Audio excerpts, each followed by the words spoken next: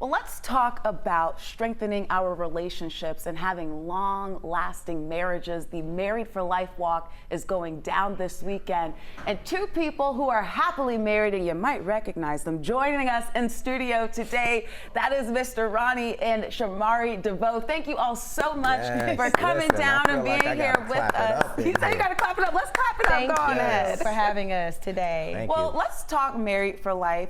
First of all, the big question that I'm sure a lot of people want to know is, how long have you two been married? We have been married for 18 years. Wow. Together for 23 years. That's right. We met on March 10th, 2001. We got married on March 10th, 2006. Wow. And we've been rocking and rolling for 18 years. Ooh. But through some trials and tribulations, though. Yes. Absolutely. It hasn't been easy. And I mean, you talk about 18 years, more than 2 decades together. I feel like that's something you just don't hear about anymore, especially I'm a millennial. I see some people who have gotten married have already broken up, divorced, on to marriage number 2, maybe even marriage number 3, right? So when you talk about those trials and tribulations, obviously you guys went through them. What were they, and how were you able to build from that and stay together? Yeah, there's so many things that can go wrong in a relationship, honestly. Not communicating effectively. If your finances aren't right and you're not seeing eye to eye as far as that's concerned, that could tear it apart. Those are probably 1 and 2. And then you even have death, you know, in a relationship. Yes. And if you don't know, I went through, if you don't know how to navigate that and really meet your wife or your husband where they are in their sorrow and their pain, that can definitely leave your marriage broken. And for us, it was definitely that way for a time, like around 7 years, 8 years in. But yeah, go ahead. But thank God for marriage counselors and being around like-minded couples that pour into your relationship. We were able to overcome so many challenges, learning how to love each other's love languages, cater to those love languages, and practice active listening, how to listen to each other and communicate effectively. And just, it's like going to school. You have to learn. We don't have the blueprint. We don't know how to have a successful marriage unless we learn how to have a successful marriage. And you know what, I gotta say, y'all are a little different because not everybody's going on tour, going on shows and doing all that stuff. So that's another element that's added to it to strengthen the relationship. But everybody has their thing, right? Can you speak to those folks who maybe they're in a relationship right now and they're just thinking, I don't know if I can do this. Were you ever at that point, and what helped you get through that? We were at that point. Again, our relationship was broken about 7 years in, but once I finally came to the table, my wife was telling me, Ron, we need to seek counseling, you know, when she was going through her pain, but I wasn't really fully listening.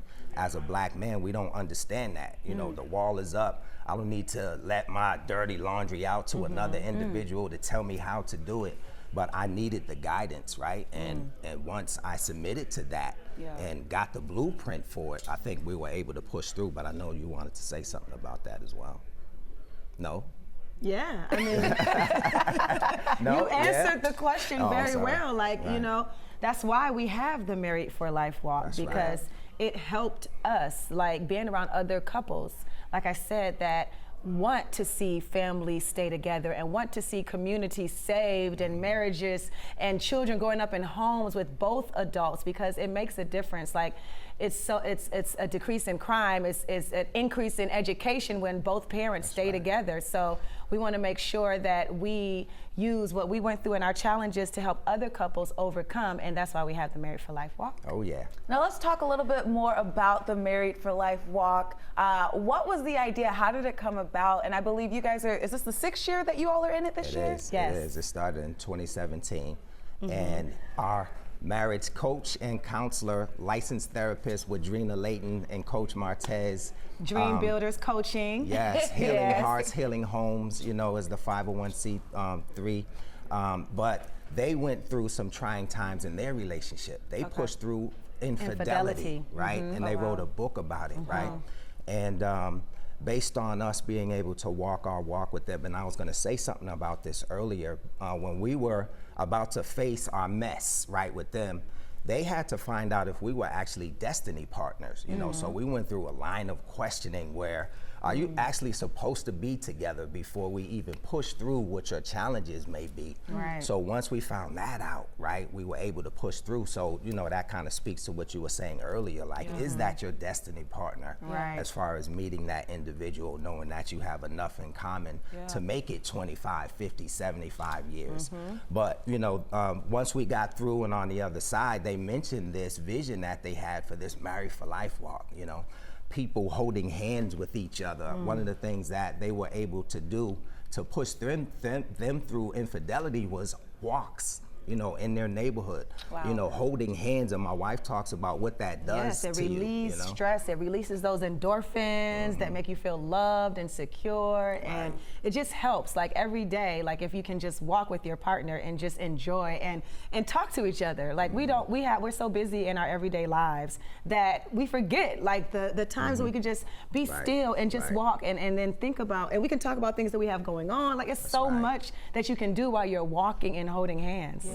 And it saved their marriage, and it helps saves ours too. Yeah, you're right. It helps saves ours too. It helps save ours too. I have so many things I want to ask you guys about. How did you know that you were made for each other? How did you know that she was the one? How did you know he was the one? Man, it was something about this guy. Like, I remember when I first met him, I just loved watching him just talk to other people, like the way that he talked to other people, the way that he treated me like a woman. He opened the door for me. Remember when I first met this guy, I was only 21 years old, so I never had anybody treat me like a woman. Like, he opened the door for me. He, you know, he was so romantic and all of those wonderful. Hold on, baby, sprinkle me. That's what I'm talking about. I'm sorry. Go ahead, I love it. I mean, you know, so I just knew, and it's just like one day I was on an airplane, we were flying somewhere, and I just had this vision of us getting married, and he had on a white suit and I had on a white dress, and we were on a beach and we were getting married, and I said, this is the one. I know it. It's just too many you know, signs that saying this is the one. You know, when we talk to each other, he could connect with me. I don't know if it's. We were friends first, honestly. We jumped on the bed in hotels, you know, we almost got kicked out of Disneyland. Like, we had fun. With Latina and Corrupt one time before. So yes, we were friends. We had and that was our initial attraction. Yes. And for me, I was kicking and screaming. I kind of knew, you know, because we were together all the time, you know, but I was kicking and screaming. You know, I moved to Atlanta probably about maybe 9 months or so after we met. Wow. So I'm in hot Atlanta, like, yo, I gotta be single for a hot second, you know, in hot Atlanta. But I always knew we were still together. We were playing house with each other and all of the above. And then one day she said, look, okay, I'm tired of playing house, you know.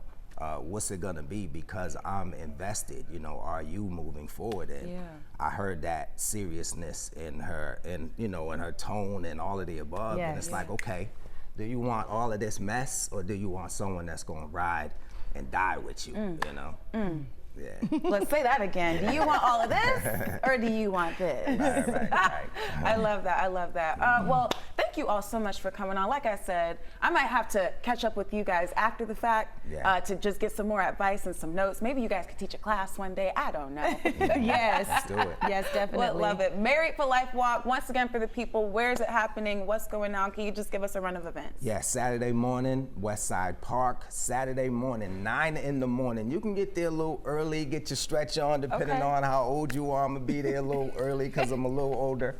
But 9 o'clock, Westside Park in the heart of Atlanta, Westside Reservoir Park in the heart of Atlanta. And it's just gonna be an amazing time for people to come out. We do a balloon release, which is one of my wife's favorite parts. Just kind of releasing your problems and your issues and all the things that you have in between you, stopping you from loving each other. But Saturday morning is the Married for Life Walk. It's free, come one, come all. And then we also have a gala, couples love celebration Saturday night, and a game night Friday night, you know, which is tomorrow night. So for more information, it's married4lifewalk.com. Yes. Married for Life Walk. Married, engaged, and seriously dating couples. It don't matter. Come on and get that inspiration. That's right.